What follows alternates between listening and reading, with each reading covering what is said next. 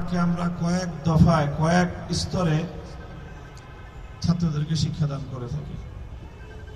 কোরআনের শিক্ষার প্রথম স্তর হলো শুধুমাত্র কোরআনে পাকের রিডিং শিক্ষা দেওয়া, নাজেলা কোরআন, অর্থাৎ পূর্ণ কোরআন দেখে দেখে বিশুদ্ধভাবে তেলাওয়াত শিক্ষা দেওয়া হয়। এটা যেই বিভাগে এই শিক্ষাটা দেওয়া হয় সেই বিভাগটাকে বলা হয় মক্তব বিভাগ। মক্তব বিভাগ শেষ হওয়ার পর কোরআনে পাকের শিক্ষার দ্বিতীয় ধাপ হলো হিফজুল কোরআন, অর্থাৎ এই কোরআনকে মুখস্থ করানো হয়। এটার নাম হলো হিফজ বিভাগ। এই দুইটা বিভাগ শেষ হওয়ার পরে তারপরে আমরা শিক্ষার্থীদেরকে আরবি ভাষা শেখানো শুরু করি। শিক্ষার্থীরা যখন মোটামুটি আরবি ভাষা জ্ঞানটা অর্জন করতে পারে তখন তাদেরকে আরবি ভাষার সাহায্যে কোরআন শেখানো হয় এবং এইভাবে প্রায় 6 বছর 7 বছর পর্যন্ত। এই কি শুরু করছো এগুলা?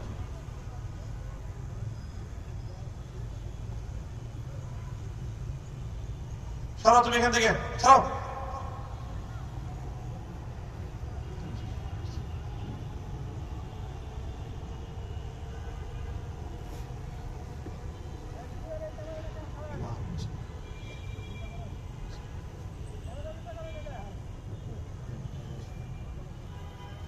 আমরা 5-7 বছরের মধ্যে শিক্ষার্থীদেরকে কোরআনে পাকের আরবি ভাষা জ্ঞানের সাহায্যে কোরআনের অনুবাদ এবং কোরআনের মর্ম এটা শিক্ষা দেওয়া হয়।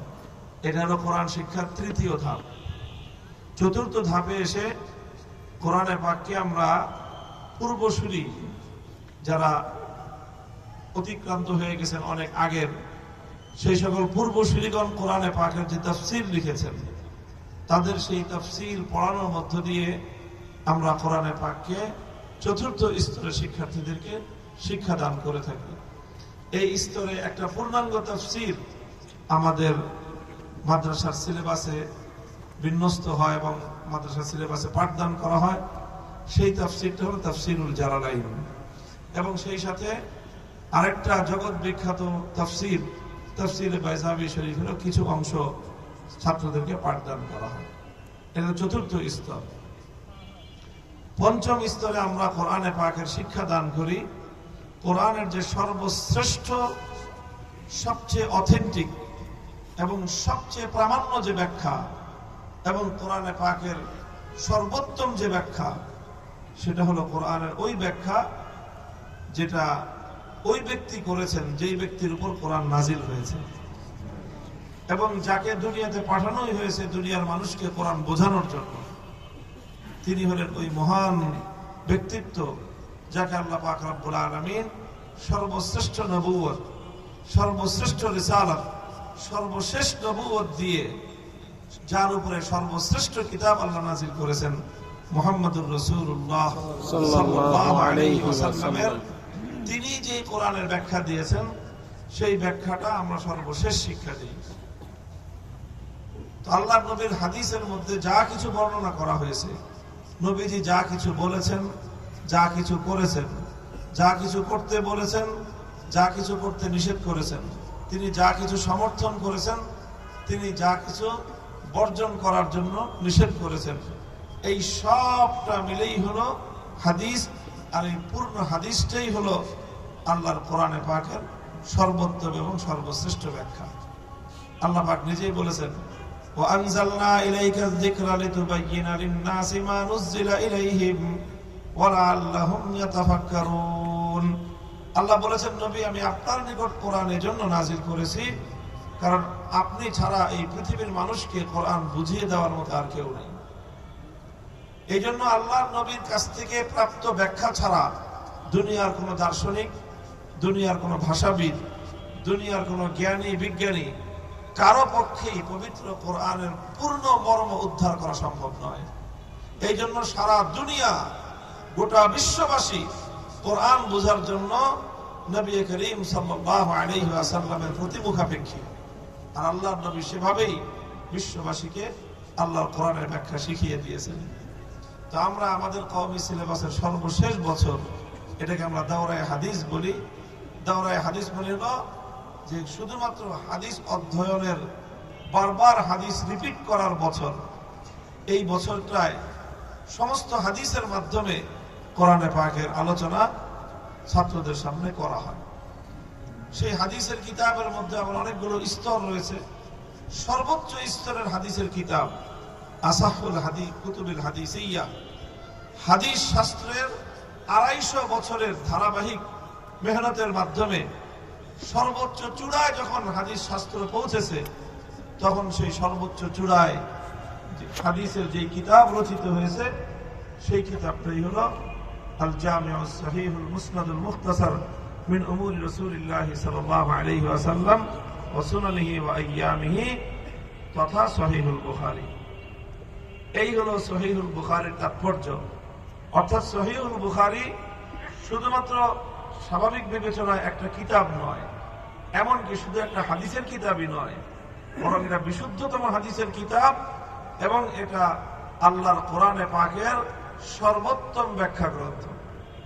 মুসলমানদের জীবনে, একজন মুমিন এবং একজন মুসলিমের জীবনে যা কিছুর প্রয়োজন, তার জীবনের যত পার্ট আছে, তার জীবনের যত অংশ আছে, যত বিভাগ আছে, তার ব্যক্তিগত জীবন, তার পরিবার জীবন, তার ব্যবসায়িক জীবন, অর্থনৈতিক জীবন, এমনকি তার রাজনৈতিক জীবন, সে যদি রাষ্ট্রনায়ক হয়ে যায়, সে যদি রাষ্ট্রের কোনো গুরুত্বপূর্ণ দায়িত্ব পায়, কোনো প্রশাসক হয়, প্রশাসনের কোনো জিম্মাদারি সে পায়, তাহলে তার কি করণীয়, দায়িত্ব পাওয়ার আগে কি করণীয়, দায়িত্ব পাওয়ার পরে কি করণীয়, যাবতীয় সব বিষয়ের পূর্ণাঙ্গ এক নির্দেশনা আল্লাহ নবীর হাদিসের মধ্যে আসছে।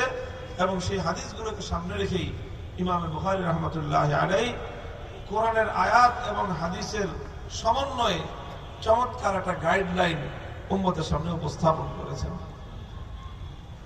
আমরা তার একটা ঝিলিক, একটা শুধুমাত্র সামান্য একটা দৃষ্টান্ত দেখতে পাবো এই হাদিসের কিতাবের মধ্যে। সর্বশেষ যে অধ্যায়টি রয়েছে, যে অধ্যায়টির পাঠ আমরা এখন দেওয়ার জন্য এখানে উপবিষ্ট হয়েছি, নিশ্চয়ই এই হাদিসের কিতাব সারা বছর ছাত্ররা পড়েছে এবং মুহাদ্দিসগণ তারা পড়িয়েছেন। যিনি বুখারী শরীফের 2য় খণ্ডের সবক পড়িয়েছেন, শেষ সবকটাও পড়ানো তারই দায়িত্ব, আমার কোনো দায়িত্ব না।